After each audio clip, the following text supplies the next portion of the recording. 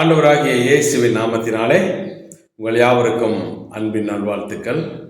கர்த்தருடைய பெரிதான கிருபையினாலே 8 மாதங்களை கடந்திருக்கிறோம். இந்த 9வது மாதத்திற்குள்ளாக உட்பிரவேசிக்கிறோம். நாம் எதிர்கொள்ளுகிற இந்த செப்டம்பர் மாதத்திற்கு சர்வ வல்லமையுள்ள தேவனாகிய கர்த்தர் லூக்கா சுவிசேஷம் நற்செய்தி புத்தகத்திலிருந்து 3ஆம் அதிகாரம் 22ஆம் வசனம் இப்படியாய் சொல்லுகிறது, நான் உம்மில் பிரியமாய் இருக்கிறேன். இயேசு ஞானஸ்தானம் பெற்று கரையேறும் பொழுது பரிசுத்த ஆவியானவர் புறாவை போல் இறங்கின பொழுது வானத்தில் இருந்த அந்த மேகங்களுக்குள்ளிருந்து ஒரு சத்தம் வந்தது. அந்த சத்தம் சொல்லுகிறது, இவர் என்னுடைய நேசகுமாரன், இவரில் நான் பிரியமாய் இருக்கிறேன் என்று சொன்னது. அதே வார்த்தையை மையமாக கொண்டு சர்வ வல்லமையுள்ள தேவனாகிய கர்த்தர் நமக்கு நான் உன்னில் பிரியமாய் இருக்கிறேன் என்று சொல்லி வாக்குத்தத்தம் பண்ணியிருக்கிறார். ஆக தேவன் நம் எல்லாரையுமே நேசிக்கிறார். அதிலும் ஒரு சிலரை மிகவும் ஸ்லாகித்து சிநேகிக்கிறார்.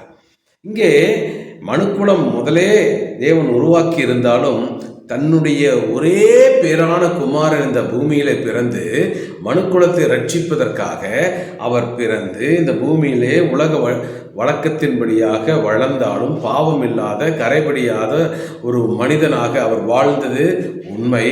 அந்த தேவன் மனுவாக இருந்த பொழுது அவர் ஞானஸ்தானம் பெற்று வேத நியமங்களை நிறைவேற்றும்படி ஞானஸ்தானம் பெற்று கரையேறும் பொழுது தேவன் சொன்ன அந்த வார்த்தை, நான் உன்னில் பிரியமாய் இருக்கிறேன். ஆக உன்னதத்தில் இருக்கிற தேவனுக்கு மகிமையும் பூமியிலே சமாதானத்தையும் கொண்டு வந்தது இயேசு கிறிஸ்துவினுடைய பிறப்பு. இன்று என் மேலும் உங்கள் மேலும் சர்வ வல்லமையுள்ள தேவனாகிய கர்த்தர் மிகவும் பிரியமுள்ள தேவனாக இருக்கிறார். அநேக நேரங்கள் நாம் தான் அவருடைய அன்பை புரிந்து கொள்ளாமல் இருக்கிறோம். உபாகமம் 33:12 வாசிக்கும் பொழுது, கர்த்தருக்கு பிரியமானவன் அவரோடு சுகமாய் தங்கியிருப்பான் என்று வாசிக்கிறோம். ஆக நாம் ஒவ்வொருவருக்கும் தேவனோடு தங்கி இருக்கிற ஒரு நல்ல அனுபவம் இருக்க வேண்டும். பாருங்க, இயேசு இந்த பூமியில இருந்த நாட்களிலே அவர் மக்களுக்கு அநேக ஊழியங்களை செய்தார், வியாதிகளை சுகமாக்கினார், அவர் பிசாசின் பிடியில் அகப்பட்டிருக்கிற மக்களை விடுதலையாக்கினார், போதனைகளின் மூலமாக அவருடைய மனதை சுத்தமாக்கி நல்வழிப்படுத்தி ஒரு தேவ சாரம் நிறைந்த வாழ்வை வாழும்படிக்கு போதனைகளை கொடுத்தார்.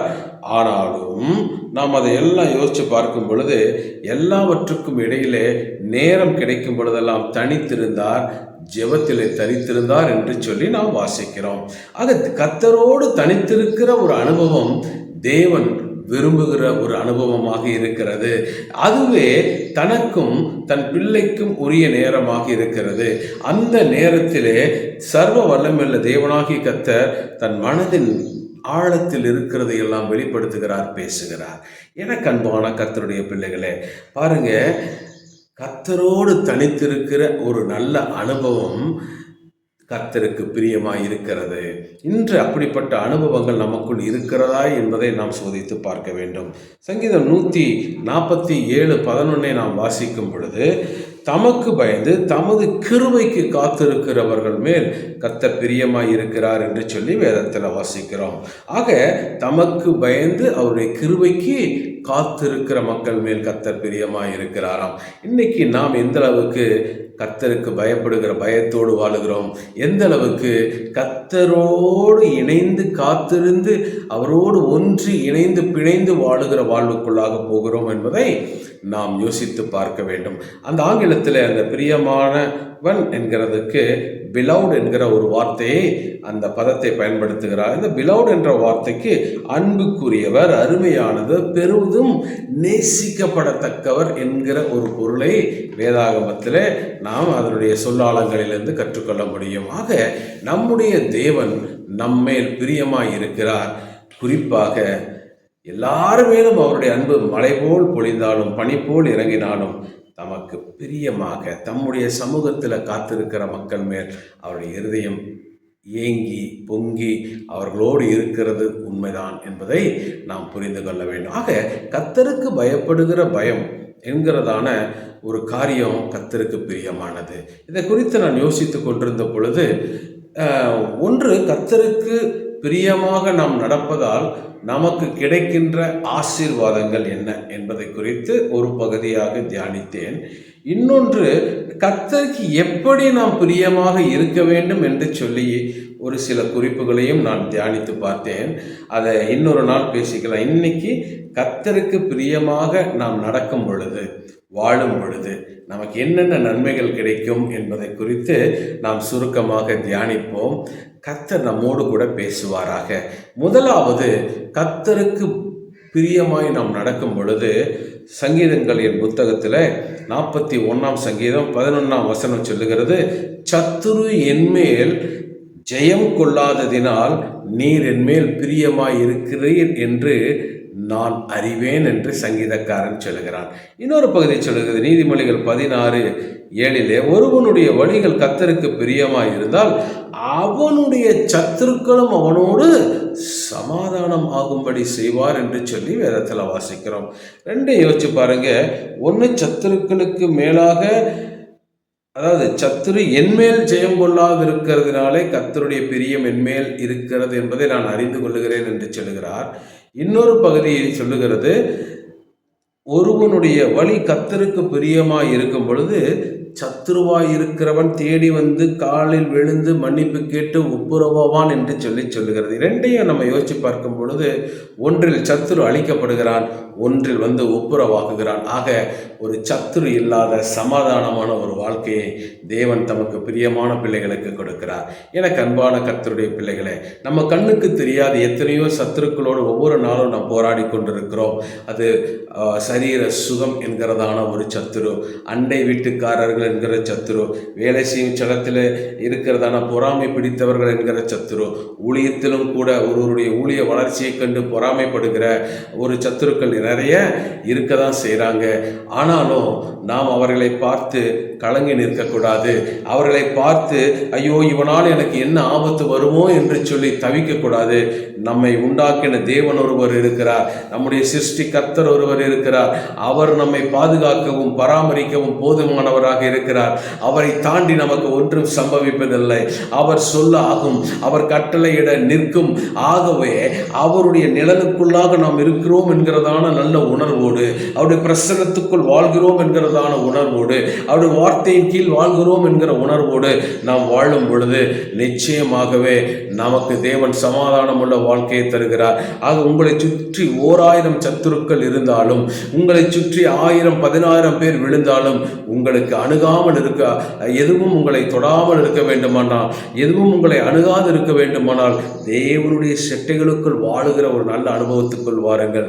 தேவனுடைய பிரியமும் உங்கள் மேல் இருக்கும்படியாக ஒரு வாழ்க்கையை வாழ கர்த்தருக்குள்ளாக உங்களை புதுப்பித்துக் கொள்ளுங்கள். அப்போது நிச்சயமாகவே உங்களை சத்துரு மேற்கொள்வது இல்லை. இன்னொரு வசனத்தையும் வாசிக்கிறேன். சங்கீதம் 44:3 சொல்லுகிறது, இஸ்ரவேலர் தங்கள் பட்டயத்தால் தேசத்தை கட்டிக்கொள்ளவில்லை, அவர்கள் புயமும் அவர்களை ரட்சிக்கவில்லை. நீர் அவர்கள் மேல் பிரியமாய் இருந்தபடியால் உம்முடைய வலதுகரமும் உம்முடைய புயமும் உம்முடைய முகத்தின் பிரகாசமும் அவர்களை ரட்சித்தது என்று சொல்லி வேதத்தில் வாசிக்கிறோம். ஆகவே நம்முடைய பலனோ, நம்முடைய அறிவோ, நம்முடைய ஆளுமையோ நம்மை ஒருபோதும் சத்துருக்களின் கையிலிருந்து விடுவிக்க முடியாது. ஆனால் தேவன் தன்னுடைய வலது கரத்தினாலே நம்மை தாங்குகிறபடியினால், அவருடைய புயம் நம்மை பராமரிக்கிறபடியினால், அவருடைய முகத்தின் பிரகாசமாகிய பிரசன்னம் நம்மேல் இருக்கிறபடியினால் எந்த சத்துருவும் நம்மை மேற்கொள்ள முடியாது. மாறாக நம்மை சுற்றி இருக்கிற எல்லா நன்மைகளையும், நம்முடைய வாழ்விலே வரவிடாமல் தடுத்து வைத்திருக்கிற, சத்துருவின் கரத்தினாலே தடுத்து வைத்திருக்கிற எல்லா நன்மைகளையும் ஆசீர்வாதங்களையும் கர்த்தர் நமக்குள்ளாக, நம் எல்லைக்குள்ளாக, நம்ம வாழ்வுக்குள்ளாக டிரான்ஸ்ஃபர் பண்ணுகிறார். சத்துருவினால் எந்த நிலையிலும் நம்மை மேற்கொள்ள முடியாத ஒரு வெற்றியுள்ள வாழ்க்கையை வாழும்படிக்கு யெகோவா நிசியாகிய கர்த்தர் நம்மோடு கூட இருக்கிறார். ஆகவே எனக்கு அன்பானவர்களே, ஒருபோதும் சோர்ந்து போகாதீர்கள். உங்களுடைய சமாதானம் குறைந்து போகாதபடி பார்த்து கொள்ளுங்கள். சூழ்நிலை உங்களை ஆளுமை செய்யலாம், ஆனால் அந்த சூழ்நிலை ஆளுமை செய்கிறதுக்கு உங்களை முழுமையாக ஒப்பு கொடுக்காதபடி அந்த சூழ்நிலைகளுக்குள் இருந்தும் தேவனை நோக்கி ஜெபிக்க பழகுங்கள். அந்த சூழ்நிலைகளுக்குள் இருந்தும் கர்த்தர் என்னை விடுவிப்பார் என்று விசுவாசிக்க பழகுங்கள்.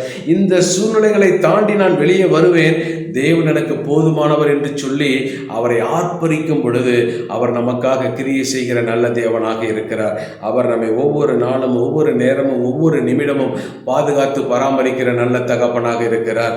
நான் ஒரு போன வாரத்தில் ஆதார் சென்டரில் என்னுடைய ஆதார் கார்டை அப்டேட் பண்ணுறதுக்கு, அட்ரஸ் அப்டேட் பண்ணுறதுக்காக போயிருந்தேன். போயிட்டு வரும் பொழுது ஹெல்மெட் போட்டிருக்கேன்.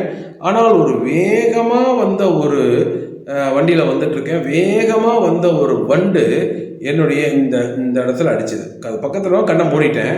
வேகமாக அடித்ததில் ஒரு 2 நாள் எனக்கு அந்த இமைகள் பயங்கரமாக வலிச்சுது.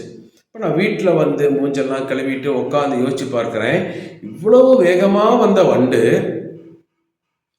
கண்ணுக்கு உள்ளே அடிச்சிருந்ததுன்னா என் கண் பார்வை என்னவா இருக்கும், எவ்வளவு கஷ்டப்பட்டிருப்பேன், அல்லது எவ்வளவு ஒரு வைத்தியசாலையை நோக்கி ஓட வேண்டியிருக்கும், எவ்வளவு வழியை தாங்க வேண்டியிருக்கும் என்பதை யோசித்து பார்த்தேன். அந்த பக்கத்தில் வர்றது இப்படி தெரியுது, டக்குன்னு கண்ணை மூடுறேன், அடிச்சிருச்சு, போயிடுச்சு. நானும் வண்டியில் வந்துட்டு இருக்கேன். நிறுத்தி கொஞ்சம் நேரம் பார்த்துட்டு கண்ணாடியில் பார்த்துட்டு அப்படி வந்துட்டேன். அப்புறம் வீட்டுக்கு வந்து நல்லா கழுவி எல்லாம் சரி பண்ணேன். அப்போ நான் யோசிச்சு பார்த்தேன், சகரியாவில் தேவன் நமக்கு ஒரு வார்த்தை கொடுத்திருக்கிறார். 2:8 உங்களை தொடுகிறவன் என்னுடைய கண்மணியை தொடுகிறான் என்று சொல்லி. ஆக எப்போதெல்லாம் சத்துருக்கள் நமக்கு விரோதமாய் எழும்புகிறார்களோ, எப்போதெல்லாம் நமக்கு விரோதமாய் மறைவான யுத்தம் பண்ணுகிறார்களோ, எப்போதெல்லாம் நம்மை தாக்குவதற்கு அவர்கள் தீவிரமாய் செயல்படுகிறார்களோ, அப்போதெல்லாம் எப்படி என் கண்ணுக்கு மேலாக இருக்கிற இந்த கண்ணிமை ஒரு ஆபத்து வருங்கிறது, ஒரு பூச்சி வரும்போது டக்குன்னு மூடி என் கண்ணை பாதுகாத்ததோ, அதே போல கர்த்தருடைய கண்களுக்குள் நம்ம இருக்கிறபடினாலே அவருடைய மகிமையின் பிரசன்னமாகிய கண்ணிமை நம்மை மூடிக்கொள்ளும். நமக்கு ஒரு சேதமும் வரும், ஆனால் அருகாது. எனக்கு அன்பான கர்த்தருடைய பிள்ளைகளை, கர்த்தர் நம்மை நேசிக்கிறார். எல்லா தீங்குக்கும் விலக்கி காக்க உண்மையுள்ளவராக இருக்கிறார். இவெல்லாம் போல சாத்தான் வந்தாலும், எவ்வளவு வல்லமையோடு அவன் வந்தாலும், கண்ணிமை நம் கண்ணை பாதுகாக்கிறது போல கர்த்தர் சத்துருக்களின் கையிலிருந்து நம்மை பாதுகாக்க வல்லவராய் இருக்கிறார். ஆகவே கலங்காதிருங்கள், திகையாதிருங்கள், சோர்ந்து போகாதிருங்கள். சத்துரு ஜெயம் கொள்வது இல்லை. காரணம், கர்த்தர் நம்மேல் பிரியமாயிருக்கிறார். இரண்டாவதாக, நம்முடைய வாழ்வை விசாலமாக்க தேவன் உண்மையுள்ளவராய் இருக்கிறார். யாருடைய வாழ்வை விசாலமாக்குகிறார்? 2 சாமுவேல் 22:20 இப்படியாய் சொல்லுகிறது, என் மேல் அவர் பிரியமாய் இருக்கிறபடியினால் என்னை விசாலமான இடத்திலே கொண்டு வந்து என்னை தப்புவித்தார் என்று சொல்லி சங்கீதக்காரன் சொல்லுகிறார். இன்னொரு வசனம் சொல்லுது, சங்கீதம் 47:4 அவர் தமக்கு பிரியமான யாக்கோபின் சிறப்பான தேசத்தை நமக்கு சுதந்திரமாக கொடுப்பார் என்று. என்னாகமம் 14:8 வாசிக்கும் பொழுது அந்த வேவுக்காரர்கள் சொல்லுகிறார்கள், கர்த்தர் நம்மேல் பிரியமாய் இருந்தால் அந்த தேசத்தை நம்ம கொண்டு போய் பாலும் தேனும் ஓடுகிற அந்த தேசத்தை நமக்கு கொடுப்பார் என்று சொல்லி. ஆக கர்த்தர் நம்மேல் பிரியமாய் இருந்தால், கர்த்தர் நம்மேல் பிரியமாய் இருக்கும் பொழுது நம்முடைய எல்லைகளை விசாலமாக்குகிறார், நம்முடைய ஆசீர்வாதங்களின் அளவை அதிகரிக்கிறார். நம்முடைய ஆசீர்வாதங்களையும் நன்மைகளையும் பிசாசு ஒடுக்கி வைத்திருக்கலாம், மறைத்து வைத்திருக்கலாம், அல்லது பிடுங்கி நம்முடைய கரத்திலிருந்து பிடுங்கி இருக்கலாம். எல்லாவற்றையும் திருப்பி கொடுத்து நம்மை ஆசீர்வதிக்க நம்முடைய தேவன் உண்மையுள்ளவராய் இருக்கிறார். ஆம், நம்மேல் கர்த்தர் பிரியமாயிருந்தால். இதை வேதாகமத்தில் காலேபினுடைய வாழ்விலே, அவருடைய மகளாகிய அத்சாளுடைய வாழ்விலே நாம் அதை பார்க்க முடியும். காலேப் அந்த கிரியாத் யாரீம் என்கிறதான தன்னுடைய எல்லைகளுக்கு உட்பட்ட பகுதிகளெல்லாம் மீட்டுக்கொள்ளும் பொழுது அவர் சொல்லுகிறார், இந்த பகுதிகளெல்லாம் யுத்தம் பண்ணி பிடிக்கிறவனுக்கு என்னுடைய மகளை நான் திருமணம் பண்ணி கொடுப்பேன் என்று சொல்லும் பொழுது அவனுடைய சகோதரனாகிய ஓத்னியேல் அவன் என்ன பண்ணுறான், அவன் அதை யுத்தம் பண்ணி பிடிச்சு அந்த இடத்தெல்லாம் மீட்டுக்கொள்கிறான். அப்போ காலேப் தன்னுடைய மகளை அவளுக்கு திருமணம் செய்து கொடுக்கிறான். அப்படி கொடுக்கும் பொழுது அவர் அநேக இடங்கள், அநேக வளங்கள், அநேக ஆசீர்வாதங்களை சீராக கொடுக்கிறார். ஆனால் அந்த இடங்கள் ஒரு மேட்டாங்காடு என்று சொல்லுகிறது போல ஒரு ஒரு வறட்சியான இடமாய் அது அமைந்து விட்டது. ஆகவே அவள் தன் கணவன் வீட்டுக்கு போகிறாள். போகும் பொழுது தன் புருஷன் சொல்லுகிறான், எதுக்கு நீ உங்கள் அப்பாட்ட கொஞ்சம் இடம் கேள, நீர் பாய்ச்சலான இடத்த கேளன்னு சொல்கிறான். புருஷனுடைய வார்த்தையின்படி வந்து கேட்குறான்.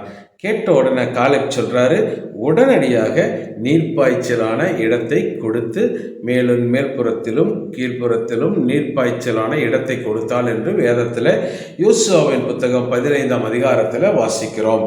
பாருங்க, கர்த்தர் நம்மேல் பிரியமாய் இருக்கும் பொழுது நாம் கேட்கிறதை மனமும் வந்து கொடுக்கிறார். எப்படி அத்சாலுக்கு காலேப் மனமும் வந்து கொடுத்தானோ அப்படி. ஆனால் இங்கே நாம் போய் கேட்க வேண்டும். அவர் பிரயாணப்பட்டு போவதற்கு அந்த கழுதுகளின் மேலும் அந்த ஒட்டகங்களின் மேலும் அன்றைய நாட்களே பிரயாணப்படுவார்கள். இவர்கள் அப்படியாக அவர்கள் பிரயாணத்துக்குரிய காரியங்களை செய்து துவங்கிவிட்டாலும் தன் ஸ்தானத்திலிருந்து இறங்கி வந்து தன் தகப்பனை நோக்கி எனக்கு இது வேண்டும் என்று கேட்கிறார். ஆக உங்களுக்கு ஒரு காரியம் வேண்டுமானால் நீங்கள் தேவனிடத்திலே வந்து கேட்க வேண்டும். தேவனிடத்திலே உங்களுடைய ஸ்தானத்தை விட்டு நீங்கள் யாராக இருக்கலாம், எப்படிப்பட்ட பதவியில் இருக்கலாம், எப்படிப்பட்ட மேன்மையில் இருக்கலாம், ஆனால் தேவனுடைய சமூகத்துக்கு வரும் பொழுது உங்கள் ஸ்தானத்தை விட்டு இறங்கி தாழ்மையோடு வந்து நீங்கள் கேட்கும் பொழுது அப்பாவினுடைய இருதயம் உங்கள் பட்சத்தில் பொங்கும், உங்களுக்குரிய நன்மைகள் உங்களுக்கு கிடைக்கும். ஆனால் இங்கு இன்னொரு பகுதியை வாசிக்கிறோம். அவர் ஒத்னியேலை தன் கணவனாகி ஒத்னியேலின் ஆலோசனையின்படி வந்து கேட்கிறான் என்று. ஆக புருஷன் சொல்லுகிறான், இன்னும் கொஞ்சம் அப்பா வீட்டில் வாங்கிட்டு வா. உடனே அவன் என்ன பண்ணுறா, இல்லை எங்கள் அப்பா கொடுத்தது போதும் அப்படின்னு அவன் சொல்லலை. உடனே அவன் என்ன பண்ணுறா, இறங்கி வந்துடுறா. இன்றைக்கி நிறைய கிறிஸ்தவ குடும்பங்களுக்குள்ளே தான் நடக்குது. எவ்வளவுதான் பெற்றோர்கள் பிள்ளைகளுக்கு நன்மைகளை கொடுத்தாலும் அந்த கணவன் சொல்லுகிற ஆலோசனையின்படி அல்லது அந்த பெண்களை இன்னும் கேட்க வேண்டும் என்று ஒவ்வொரு முறையும் அந்த குடும்பங்களுக்குள் வரும்பொழுது பணத்தையும் நகையையும் பொருட்களையும் கொள்ளையாடி அவர்களுடைய வாழ்வுக்கும் அவருடைய குடும்பத்தின் நன்மைகளுக்கும் வைத்திருக்கிற எல்லாவற்றையும் அவர்கள் சுரண்டி போகிறார்கள். அவர்கள் தயாளமாக கொடுக்கிறது அன்பு, ஆனால் கேட்டு கட்டாயப்படுத்தி சண்டை போட்டு வாங்கி கொண்டு போகிறது சாபம். இன்னைக்கு அநேக சபைகளுக்குள் இருக்கிற கிறிஸ்தவ குடும்பங்கள் பொருளாசையும் பணாசையும் நிறைந்தவர்களாக மாறி போனார்கள். அது உண்மையான நடக்கிற கண்ணெதிரே நடக்கிற ஒரு காரியமாக இருக்கிறது. அப்பா அம்மா மனமும் வந்து இவ்வளவு கொடுத்திருக்கிறாங்கிறதுல திருப்தி அடைகிற மனம் இன்றைய காலகட்டத்தில் இருக்கிற பிள்ளைகளுக்குள்ளாக குறைந்திருக்கிறதை பார்க்க முடிகிறது. அது மாத்திரமல்ல, அடுத்தவனுடைய வீடு அல்லது அடுத்தவனுடைய கார் அல்லது அடுத்தவனுடைய கல்யாண மண்டபம் இதெல்லாம் பார்க்கிறப்ப இன்னைக்கு அவங்க என்ன பண்றாங்க, கிளைம் பண்ணா எனக்கு கிடைக்கும்னு சொல்லி இன்னைக்கு 4 பேர் கிளப்பி விட்டுருக்காங்க. அதனால ஒரு காரை பார்க்குறோம், உனக்கு கார் தேவைதான், நீ தேவனிடத்துல கேள், கர்த்தர் அதை தர உண்மையுள்ளவராக இருக்கிறார். அந்த கார் மேலே கை வச்சு இயேசுவின் நாமத்தில் இந்த கார் என் வீட்டுக்கு வருவதாக அடுத்தவன் பொருள் மேலே கை வச்சு கிளைம் பண்ணுறாங்க. அடுத்தவனுடைய லேப்டாப், அடுத்தவனுடைய வீடு, இதெல்லாம் வந்து என்ன பண்ணுறாங்க, கிளைம் பண்ணுறாங்க. அடுத்தது ஒரு கல்யாண மண்டபத்தை கிராஸ் ஆகி போகிறப்ப ஊழியக்காரங்க, ஆண்டவரே இந்த மாதிரி ஒரு கல்யாண மண்டபம் எனக்கு சபைக்கு கிடைச்சதுன்னா நான் இந்த தேசத்தையே ரட்சிப்புக்குள்ளே நடத்திடுவேன், இயேசுவின் நாமத்தினால இந்த கல்யாண மண்டபம் எனக்கு வருவதாக அப்படின்னு சொல்லிட்டு போகிறாங்க. தேவன் ஒழுங்கும் கிரமமான தேவன். அவர் நமக்கு வேண்டியது இன்னதென்பதை தெரிந்திருக்கிறார். அந்தந்த நேரத்தில் கொடுக்கிறார். நமக்கு தேவை இருக்கிறது என்பது உண்மைதான். அதுக்கு நமக்கும் தெரியும், கர்த்தருக்கும் தெரியும். ஆனால் எந்தெந்த வேலைகளிலே கொடுத்து ஆசீர்வதிக்க விரும்புகிறார். ஆனால் நாம் என்ன செய்கிறோம், தேவனை பார்ப்பதை விட்டுட்டு அடுத்தவர்களை பார்க்கிறோம், அடுத்தவரிடத்தில் என்ன இருக்கிறது என்பதை பார்க்கிறோம், அடுத்தவருடைய பொருட்களை பார்த்து அது எனக்கு வேண்டும் என்று நமக்குள்ளாக ஒரு ஆசையை வளர்த்தி கொள்ளுகிறோம். தகப்பன் அளவாக கொடுத்தான், நல்ல நிலங்களை கொடுத்தான், ஆனால் தனக்கு மீண்டும் வேண்டும் என்று கேட்ட பொழுதும் கொடுத்தான். இது தகப்பனுடைய இருதயம். ஆனால் நம் தகப்பனை தான் பார்க்க வேண்டும், தகப்பனிடம் தான் கேட்க வேண்டும். தகப்பன் நம்மேல் பிரியமாய் இருக்கிறபடியினாலே எல்லாவற்றையும் கொடுத்து ஆசீர்வதிக்க உண்மையுள்ளவராக இருக்கிறார். ஆனால் அநேக நேரங்கள் நாம் என்ன பண்ணுகிறோம், தகப்பனிடத்தில் இறங்கி வந்து கேட்காமல் பக்கத்தில் இருக்கிறவன், அக்கம் பக்கத்தில் இருக்கிறவன், அவன் வச்சிருக்கிறது இவன் வச்சிருக்கிறது திசையை திருப்புகிறோம். இது கர்த்தருக்கு பிரியமானதல்ல. உங்களுக்கு என்ன தேவையோ அதை தேவன் கொடுக்கிறார். எனக்கு என்ன தேவையோ அதை தேவன் கொடுக்கிறார். ஒருவேளை அது ஒரு நாள் 2 நாள் தாமதிக்கலாம், 1 வருஷம் 2 வருஷம் தாமதிக்கலாம். ஆனால் வேதம் சொல்லுகிறது தாமதித்தாலும் வரும் என்று தான் சொல்லுகிறது. ஆகவே எனக்கு அன்பானவர்களே, கர்த்தருக்கு பிரியமாக நடந்து கொள்ளுங்கள், எல்லாவற்றையும் உங்களுக்கு நிறைவாய் கொடுப்பார். ஆக கர்த்தருக்கு பிரியமாய் நாம் இருக்கும் பொழுது நம்முடைய எல்லைகளை விசாரப்படுத்துகிறார், நம்முடைய வாழ்வை வளமாக்குகிறார், நமக்கென்று திட்டமிட்டு வைத்திருக்கிற நன்மைகளினாலே நம்மை திருப்தியாக்கி நம்மை மகிழ்ச்சியாக்குகிறார். ஆகவே கலங்காதுங்க, கர்த்தர் உங்களுக்கென்று திட்டமிட்டு வைத்த எல்லாம் உங்கள் வாழ்வுக்குள் வரும். நீங்கள் கர்த்தருக்கு பிரியமாய் நடந்து கொள்ளுங்கள். மூன்றாவதாக சங்கீதம் 37:23 வாசிக்கிறோம். நல்ல மனுஷனுடைய நடைகள் கர்த்தரால் உறுதிப்படும், அவனுடைய வழியின் மேல் அவர் பிரியமாயிருக்கிறார். நல்ல மனுஷனுடைய நடைகள் கர்த்தரால் உறுதிப்படுமா. ஆக வேதம் சொல்லுகிறது அவன் வழியின் மேல் அவர் பிரியமாயிருக்கிறார். அப்போஸ்தலர் புஸ்தகத்தில் நாம் வாசிக்கிறோம் 11ஆம் அதிகாரத்தில் 24ஆம் வசனத்தை வாசிக்கும் பொழுது, அவன் நல்லவனும் பரிசுத்த ஆவியினாலும் விசுவாசத்தினாலும் நிறைந்தவனுமாய் இருந்தான், அநேக ஜனங்கள் கர்த்தரிடமாய் சேர்க்கப்பட்டார்கள் என்று வாசிக்கிறோம். யாரை குறித்து சொல்லுகிறது? பர்னபாவை குறித்து சொல்லுகிறது. இந்த பர்னபா அப்போஸ்தலர் 4:36 வாசிக்கும் பொழுது, இவர் சீப்புரு தீவை சேர்ந்தவர், இவர் லேவி கோத்திரத்தினுடைய வழிமரபிலே வந்தவர்.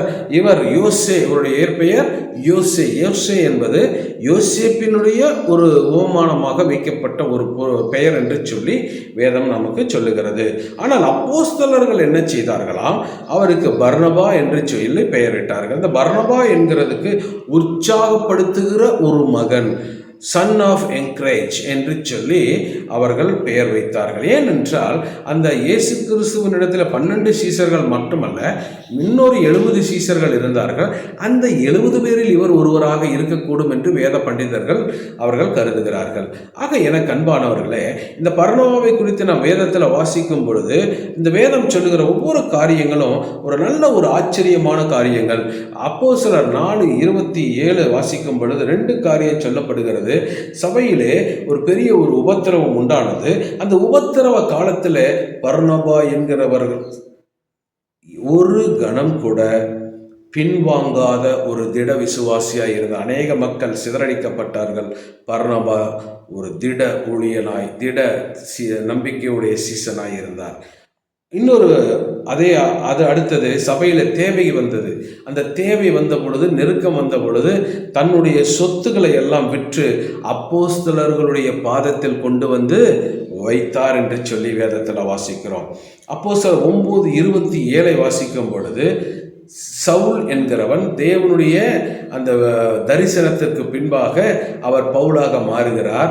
அந்த நிலையிலே அவரை யாரும் ஏற்றுக்கொள்ளவில்லை. இவன் தானே சபையை துன்புறுத்த அவர் அநேகர் இடத்துல வேத பாரகரிடத்தில் அவர் கடிதங்களை வாங்கி கொண்டு வந்தான்.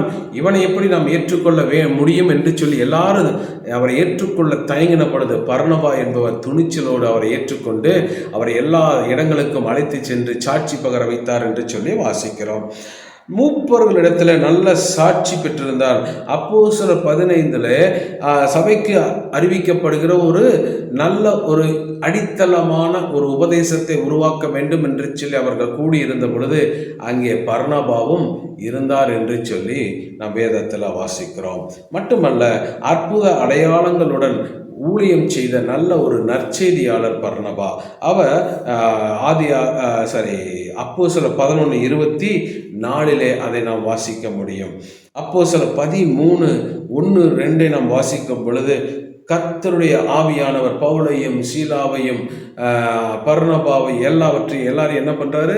அவருடைய ஊழியத்துக்கு பிரித்து விடும் பொழுது அந்த அழைப்பை ஏற்று அவர் மிஷினரியாக தேசமெங்கும் உலகமெங்கும் செல்லுவதற்கு அவர் தன்னை ஒப்பு கொடுத்த ஒரு தேவனுடைய மனுஷனாய் இருந்தார் என்பதை நாம் வாசிக்க முடியும்.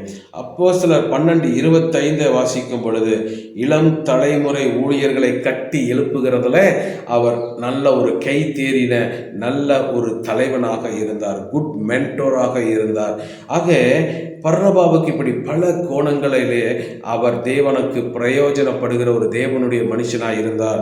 1961 அவர் சைப்ரஸிலே கொல்லப்பட்டார் என்று சொல்லி வேதத்தில் வாசிக்கிறோம். அந்த சபை சரித்திரங்களிலே வாசிக்கிறோம். ஆக பர்னபா ஒரு ஆறுதலின் மகன்.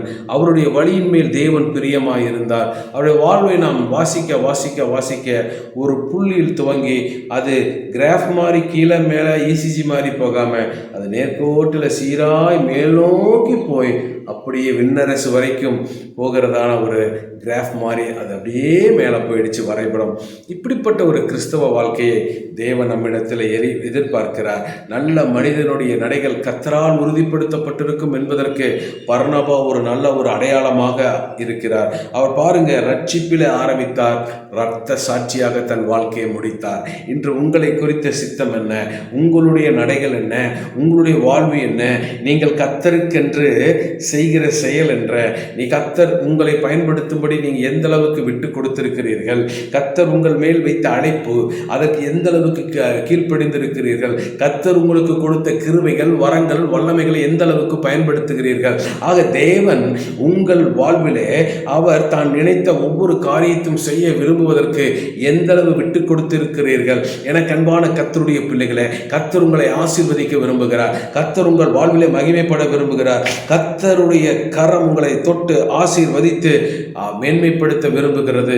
ஆக உங்கள் வழிகளின் மேல் கண்ணோக்கமாய் இருக்கிற தேவன் உங்களை அழைக்கிறார். ஒருவேளை நீங்க தூரம் போயிருந்தா, ஒருவேளை பாதை விலகி இருந்தா, இந்த நாளிலே கர்த்தரிடத்துல ஒப்புக்கொடுங்க. ஆண்டவரே, நானும் பர்னபாவை போல கர்த்தருக்கு பிரயோஜனப்படுகிற ஒரு தேவனுடைய மனுஷனாக இருக்க வேண்டும் என்று சொல்லி நான் விரும்புகிறேன். நான் இங்கேயும் அங்கேயும் உலகத்திற்கும் தேவனுக்கும் நான் இங்கே கொஞ்ச நாள் அங்கே கொஞ்ச நாள் இப்படி குந்தி குந்தி நொண்டி நொண்டி ஊழியம் செய்தது போதும், வாழ்ந்தது போதும், உலகத்தின் ஐஸ்வர்ய மயக்கம், உலகத்தினுடைய சிற்றின்பங்களுக்குள்ளாக கொஞ்ச நாள், தேவ தரிசனத்துக்குள்ள கொஞ்ச நாள் என்று இருந்தது போதும். இவைகள் எல்லாவற்றிலிருந்து நாம் மறுரூபமாக்கப்பட்ட ஒரு வாழ்க்கையை, ஒரு பிரித்தெடுக்கப்பட்ட ஒரு வாழ்க்கையை, கர்த்தர் விரும்புகிற ஒரு நல்ல வாழ்க்கையை வாழ்வதற்கு என்னை ஒப்புக் கொடுக்கிறேன் என்று சொல்லி உங்களை ஒப்புக் கொடுங்க. கர்த்தர் உங்கள் மேல் பிரியமாயிருக்கிறார். அடுத்ததாக வேதம் சொல்லுகிறது, 1 நாளாகமம் 29 வாசிக்கும் பொழுது, என் தேவனே, நீர் என் இருதயத்தை சோதித்து உத்தம குணத்தில் பிரியமாயிருந்து இருக்கிறீர் என்பதை நான் அறிவேன். இவையெல்லாம் நான் என் உத்தம இருதயத்தோடு மனப்பூர்வமாக கொடுத்தேன்.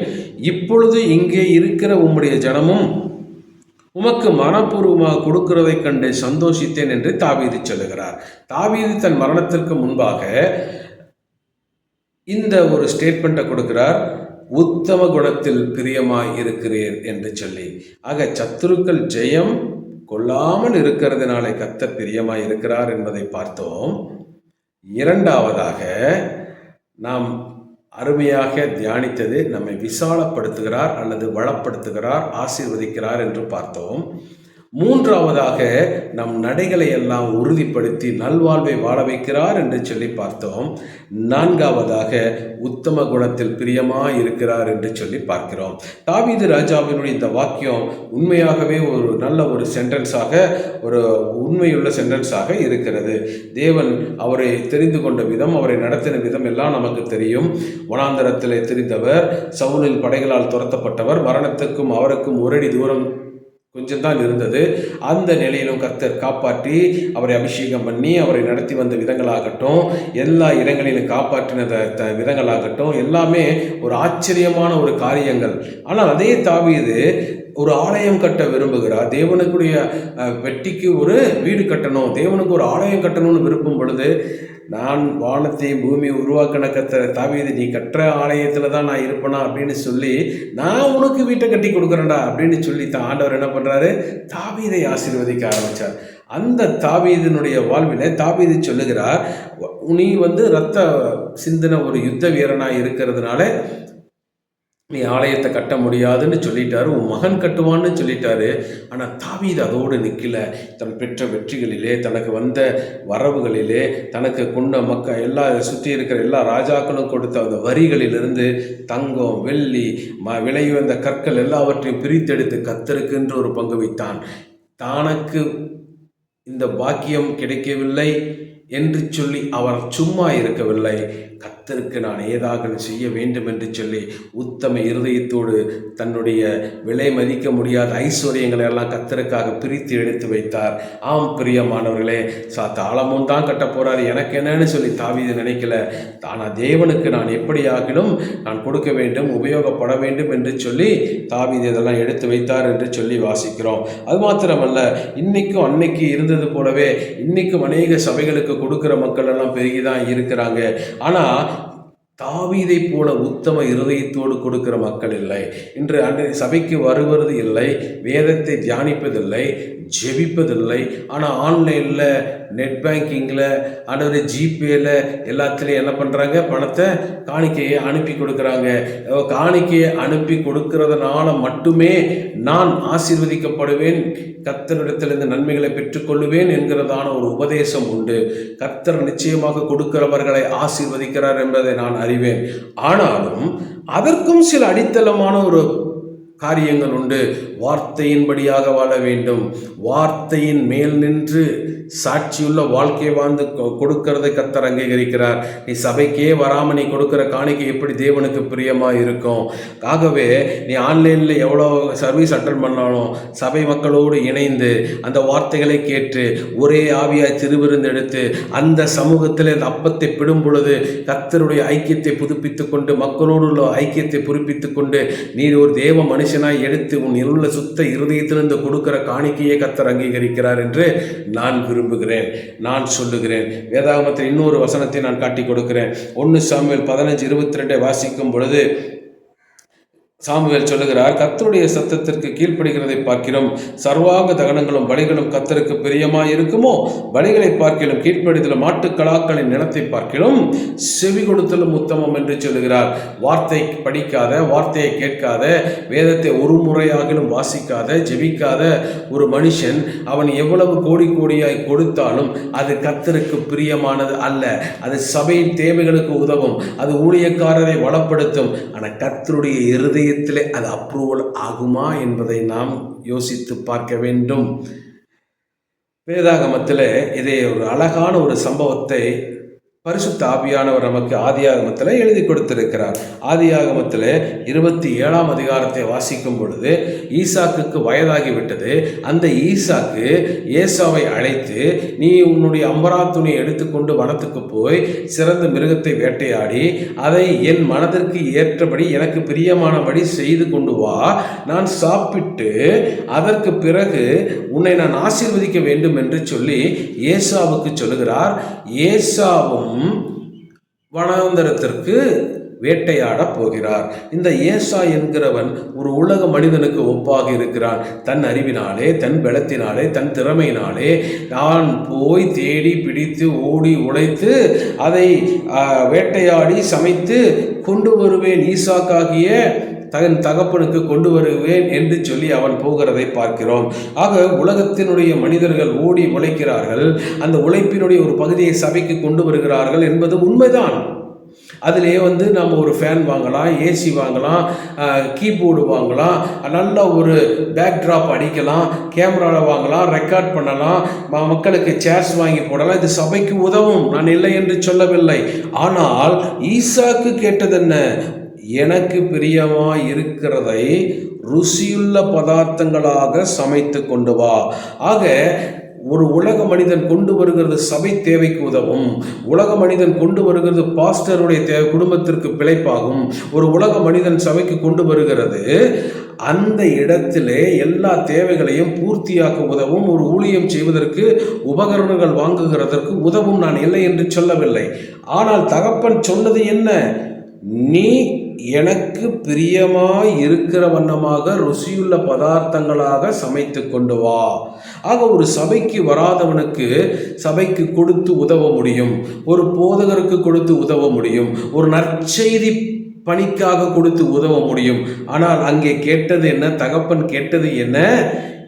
எனக்கு பிரியமான பதார்த்தங்கள். அந்த பிரியமான பதார்த்தங்கள் என்ன நடக்கிறது? இங்கே ஏசாவுக்கு சொல்லப்பட்டது, ஏசா வேட்டையாட போய்விட்டான். ஆனால் அந்த ஏசா ஆதியாகமத்தில் 25ஆம் அதிகாரத்தை நாம் வாசிக்கும் பொழுது அவன் களைத்து போய் வருகிறான். யாக்கோபு கூழ் காய்ச்சி கொண்டிருக்கிறான். அப்போது அந்த கூலில் எனக்கு கொஞ்சம் கொடு என்று சொன்ன பொழுது, நீ உன் சிரேஷ்ட புத்திர பாகத்தை கொடு, நீ இப்படி வனாந்தரத்திலேயே சுத்திட்டு இருக்கிறையே, அந்த மேட்டை மிருகங்களுக்கு பின்னாடியே சுத்துறையே, உன் மனுஷ பலத்திலேயே சுத்துறையே, கூடார வாசியா இருந்து கூடாரங்களுக்குள் இருக்கிற மக்களுடைய தேவைகளை நீ விசாரிப்பதில்லை, நீ எப்போதும் உன்னுடைய காரியமாக கடின உழைப்புள்ளவனாக நீ ஓடிக்கொண்டிருக்கிறாய். ஆனால் இதனால் நீ சபையை, அதாவது அந்த ஈசாக்கினுடைய மந்தையை வழிநடத்தக்கூடிய ஒரு சிரேஷ்ட புத்திர மனுஷனாக இருந்தும் அதை நீ செய்யவில்லையே, உனக்கு எதற்கு அது என்று சொல்லி யாக்கோபு கேட்ட பொழுது இவன் என்ன செய்கிறான், நானே சாக போகிறேன், இது எனக்கு தேவையில்லை என்று சொல்லி தூக்கி போடுகிறான். ஆனால் நடந்தது என்ன என்று சொல்லி நாம் பார்க்கும் பொழுது, அவன் தகப்பன் ஆசீர்வாதம் கொடுக்க விரும்புகிறான். காரணம், ஈசாக்குக்கு ஏசா மிகவும் பிடித்த மகன், ரொம்ப ஸ்மார்ட், அவன் போகிறதெல்லாம் நல்லா தொட்டதெல்லாம் தொடங்கும்னு சொல்லுவாங்க இல்லையா, அவன் நல்லா வேட்டையாடுகிற திறமை பெற்றவன், நல்லா சூழ்நிலைகளை புரிந்து நல்லபடியாக செயல்பட்டு நல்ல ருசியுள்ள பதார்த்தங்களாக கொண்டு வந்தான். உலகத்தில் இருக்கிற மேன்மையான ஒரு ஐபேட் ஆகட்டும், ஆப்பிள் லேப்டாப் ஆகட்டும், விலை உயர்ந்த மியூசிக் சிஸ்டம் எல்லாத்தையும் சபைக்குள்ள இவன் தான் கொண்டு வரான். அதனால பாஸ்டருக்கு ஏசா மேல பிரியம். ஆனால் ருசியுள்ள பதார்த்தம், எனக்கு பிடிச்ச ருசியுள்ள பதார்த்தம். ஆனால் இதை எல்லாவற்றையும் ரெபேக்காள் கேட்டுக்கொண்டிருந்தால் அவள் யாக்கோபை பார்த்து சொல்லுகிறார், மந்தைக்கு ஓடி நல்ல ஆட்டுக்குட்டியை பிடிச்சிட்டு வா, உன் தகப்பனுக்கு பிரியமானதை நான் சமைப்பேன். எனக்கு அன்பானவர்களே, ரெபேக்காள் சமைத்து கொடுத்து யாக்கோபுக்கு ஏசாவின் உடைகளை போட்டு உள்ளே அனுப்பிவிடுகிறாள். அவர் சூழ்நிலைகளை எல்லாம் அலசி ஆராய்ஞ்சு பார்க்குறப்ப ஏசா மாதிரியே தெரியுது. ஆனால் வந்தது யாக்கோபு. ஈசாக்குக்கு தெரியும் இவன் தன் ஆசீர்வாதத்திற்கு, தேவனுடைய ஆசீர்வாதத்திற்கு தெரிந்து கொள்ளப்பட்டவன் அல்ல என்று. ஆனாலும் தன் மகன் மூத்த மகனாய் இருக்கிறபடியால் இவனை ஆசீர்வதிக்க வேண்டும் என்று விரும்பினான். ஆனால் ரெபேக்காளுக்கு தெரியும் கர்த்தரால் யாக்கோபு தான் தெரிந்து கொள்ளப்பட்டவன் என்று தெரியும். ஆனால் தகப்பன் இப்படி விரும்புகிறபடினாலே இதை முறிக்க வேண்டும் என்று ரெபேக்காளும் செயல்படுகிறார். அதற்கு சொல்லுகிறார், உன்மேல் வருகிற சாபங்கள் என்மேல் வரட்டும், நீ போய் என்று சொல்லி அனுப்புகிறார். அந்த இடத்தில் கவனிக்க வேண்டிய ஒரு காரியம் என்ன என்று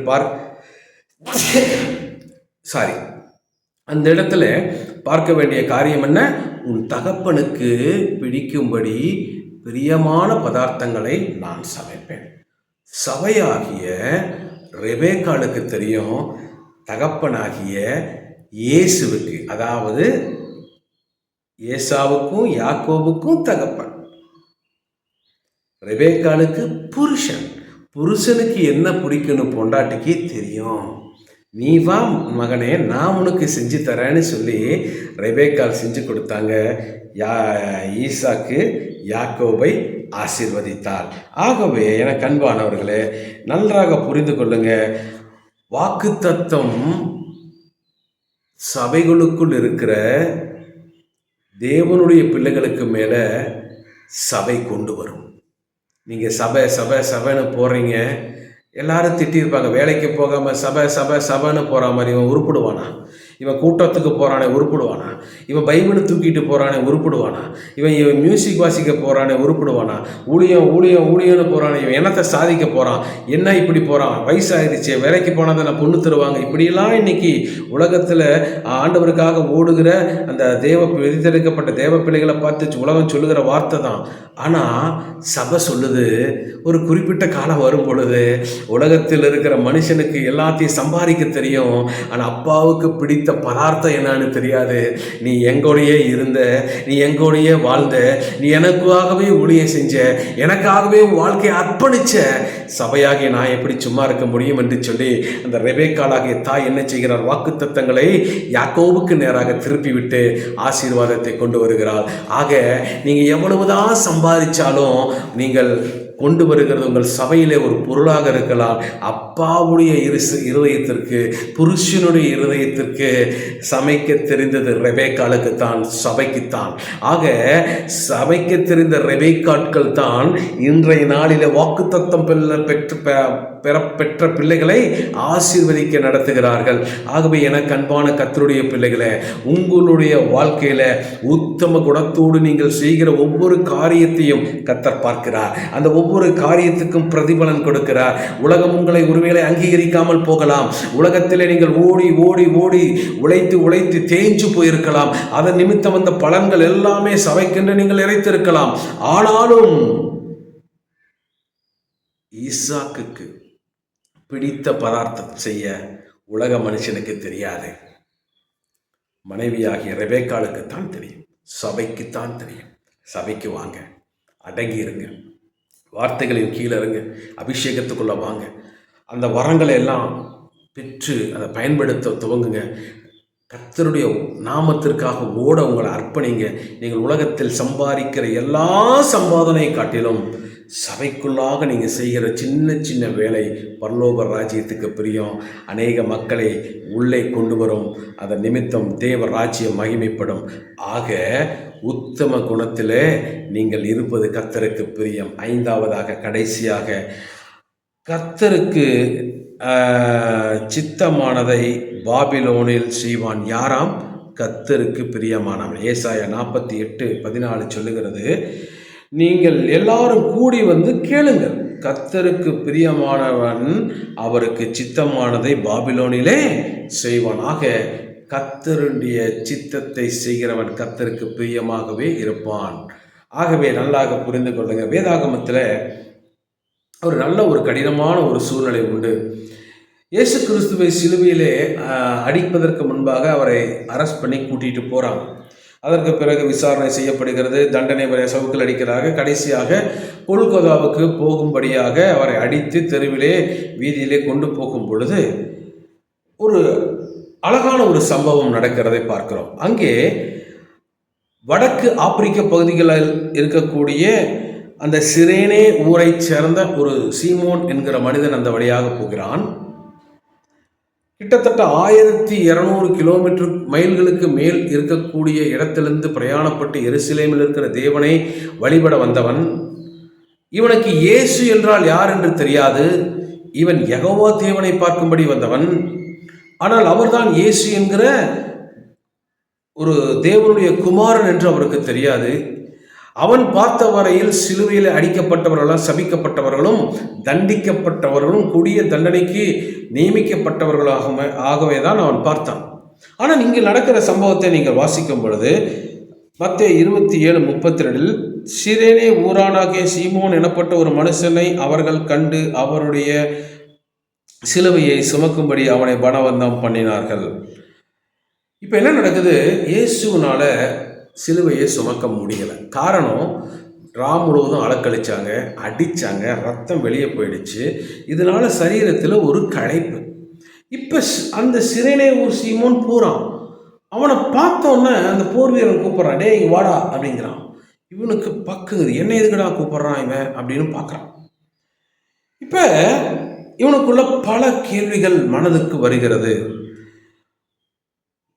நான் ஏன் இந்த சிலுவையை சுமக்க வேண்டும்? முதல் கேள்வி. இது ஒரு கொடிய தண்டனைக்குரிய குற்றவாளிகள் சுமக்க வேண்டியது. நான் ஏன் சுமக்க வேண்டும்? நான் என்ன தவறு செய்தேன்? இரண்டாவது, இந்த சிலுவையை நான் சுமந்து கொண்டு போகும் பொழுது என் உறவினரோ, என் நண்பரோ, என்னுடைய குடும்ப உறுப்பினர்களோ பார்த்தால் என்னை எப்படி மதிப்பார்கள்? நான் அவமானப்படுத்தப்படுவேனே, இது ஒரு கேவலமான இழி செயலாயிற்று என்று அவன் மனதில் நினைக்கிறான். அடுத்தது, நாளைக்கு ஓய்வு நாள் வரப்போகுது, அதுக்குரிய ஆயத்தங்கள், அந்த பலிக்கு செலுத்த வேண்டிய செய்யறதுக்கு ஆயத்தமாக்கப்பட வேண்டிய காரியமெல்லாம் நான் செய்யணுமே, பண்டிகைக்கு ஆயத்தமாகணுமே, இதென்ன ஒரு வெட்டி வேலையாக இருக்குது, இதை போய் செய்யறதுக்கு என்ன கூப்பிட்றாங்களே என்று மனதில் ஒரு. அடுத்தது, சிலுவையை 2 பேர் முன்னாடி சுமந்துட்டு போகிறான். யாரு? அந்த 2 கள்வர்கள். அவங்க பக்கம் யாருமே இல்லை. அதற்கு பின்னாடி ஒரு இளைஞன் தூக்கி கொண்டு போகிறான். ஆனால் அவனை சுற்றிலும் அநேக மக்கள் கூட்டம் கூட்டமாக போகிறாங்க. அப்போது அவர் யோசிக்கிறார், யார் இந்த இளைஞன்? இவன் ஏன் சுமந்து கொண்டு போகிறான்? இவனை குறித்த குற்றங்கள் என்ன? ஏன் இவனை அடித்திருக்கிறார்கள்? ஏன் இவனுடைய சரீரம் முழுவதும் ரத்தம் வடிந்து கொண்டிருக்கிறது? ஏன் ஏன் ஒரு பல கேள்விகள் அந்த சிரேனே ஒரு சீமோனுக்கு வருகிறது. அடுத்தது, அந்த சிலுவையை எடுத்து சீமோன் கையிலே கொடுத்து விட்டார்கள். அதை வாங்கி வைக்கும் பொழுதே அவனால் பிடிக்க முடியவில்லை, வழுக்கி கொண்டு கீழே விழுகிறது. காரணம், அந்த சிலுவை மரம் முழுவதும் ரத்தம் வடித்திருக்கிறது. அடுத்தது, இயேசு கிறிஸ்துவின் பார்வை அந்த சீமோனை ஊடுருவி செல்லுகிற ஒரு ஒளி கீற்றை போல இறங்கினது. மற்ற குற்றவாளிகளையும் பார்த்தான். அவர்கள் முகத்தில் ஒரு குற்றம் தெரிந்தது, ஒரு அவமானம் தெரிந்தது. இன்னும் சொல்லப்போனால் ஒரு பல குற்றங்கள் பண்ணினவர்கள் எப்படி அலட்சியமாக கடந்து போவாங்களோ அப்படி கடந்து போகிறார்கள். ஆனால் இந்த இயேசு கிறிஸ்து அமைதியாக போகிறார். ஆனால் அவருடைய பார்வை அநேக காரியங்களை பேசுகிறது. அடுத்தது, சிலுவை சுமந்து கொண்டு போகிறார். இந்த சைட்லையும் இந்த சைடில் நிறைய மக்கள் நிற்கிறாங்க. ஒருத்தர் சொல்கிறான், என் கண் பார்வை இவருனால தான் கிடைச்சது, இவர் ஜோமனி தான் கிடைச்சிது, எனக்கு காது கேட்காம இருந்துச்சு, இவர் தான் என்னை தொட்டார், காது கேட்குது. நான் நொண்டியும் முடவனுமாக இருந்தேன், அவர் தொட்ட மாத்திரத்தில் நான் சுகமடைந்தேன். எனக்கு வியாதி இருந்தது, எனக்கு பிசாசின் போராட்டம் இருந்தது. என் மகன் மரித்து போனான், இவரை வந்து சுகமாக்கினார், உயிரோடு எழுப்பினார். இப்படி வழிநெடுக பேசிக்கொண்டே போகிறார்கள். இது அந்த சிலுவை சுமக்கிற சீமோனுக்கு கேட்டுக்கொண்டே வருகிறார்.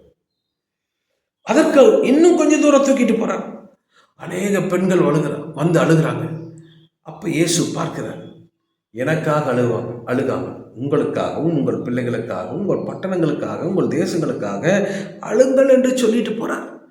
தான் வருத்தத்தில் இருக்கும் பொழுது, தான் அடிபட்டு இருக்கும் பொழுது, தன்னுடைய சுமையை சுமக்க முடியாமல் வேறொருத்தன் சுமக்கிற அளவுக்கு நொந்து போயிருக்கும் பொழுது அடுத்தவர்களை உற்சாகப்படுத்துகிறதை பார்க்கிறான். மாத்திரமல்ல, சிலுவையில் இயேசுவை அடித்து விட்டார்கள். பிதாவே இவர்களுக்கு மன்னியும் என்று சொல்லி மன்றாடுகிற அந்த மன்றாட்டை கேட்டவுடன் அதுவரை சிலுவை சுமப்பது அசிங்கம் என்று நினைத்த அந்த சீமோன் முதலாக தன் மனதிற்குள் நினைக்கிறான், இப்படிப்பட்ட ஒரு மனிதனுடைய சிலுவையை சுமந்தது பாக்கியம் என்று சொல்லி. எனக்கு அன்பான கர்த்தருடைய பிள்ளைய, இயேசு சுமந்தார். இயேசுவின் பட்சத்திலிருந்து சீமோன் சுமந்தார். இன்று சிலுவை சுமக்கும்படிக்கு நீங்களும் நானும் அழைக்கப்பட்டிருக்கிறோம். கொடுக்கப்பட்ட இந்த வாழ்க்கையில உங்கள் வாழ்வின் சிலுவை என்ன? உங்களை குறித்த தேவ நோக்கம் என்ன? உங்களை குறித்த தேவ திட்டம் என்ன? அதற்காக நீங்கள் எந்த அளவுக்கு உங்களை அர்ப்பணித்திருக்கிறீர்கள்? எந்த அளவுக்கு நீங்கள் தேவனை பற்றி கொண்டிருக்கிறீர்கள்? எந்த அளவுக்கு தேவனுக்காக செயல்படுகிறீர்கள்?